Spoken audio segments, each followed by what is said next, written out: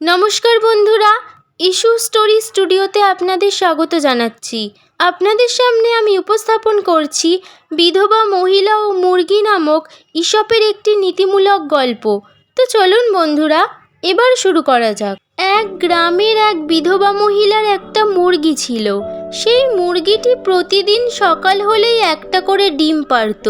একদিন মহিলাটি ভাবল, এই মুরগিকে দ্বিগুণ খাবার খাওয়াবো, তাহলে নিশ্চয়ই ও একটা ডিমের বদলে দুটো করে ডিম পাড়তে সমর্থ হবে।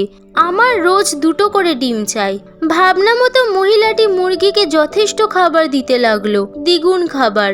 খাবার খেয়ে মুরগিটি মোটা হয়ে উঠল। তার চলাফেরায় এলো অলসতা। এক সময় সে তার ডিম পাড়া বন্ধ করে দিল। মহিলাটির মাথায় হাত। মুরগিটি রোজ দুটো করে ডিম তো দিলই না, যাও একটা পারতো তাও বন্ধ করে দিল। শুধু চেহারাটা হলো নাদুস নুদুস। নীতি কথা, কারোর ক্ষমতা তার চেহারা দিয়ে যাচাই করা যায় না। এখানেই শেষ হলো গল্পটি ভালো লেগে থাকলে লাইক এবং শেয়ার করুন। এরকম আরও অনেক নীতিমূলক গল্প শুনতে হলে চ্যানেলটিকে সাবস্ক্রাইব করুন এবং নিজের মতামত কমেন্ট সেকশনে জানাতে ভুলবেন না।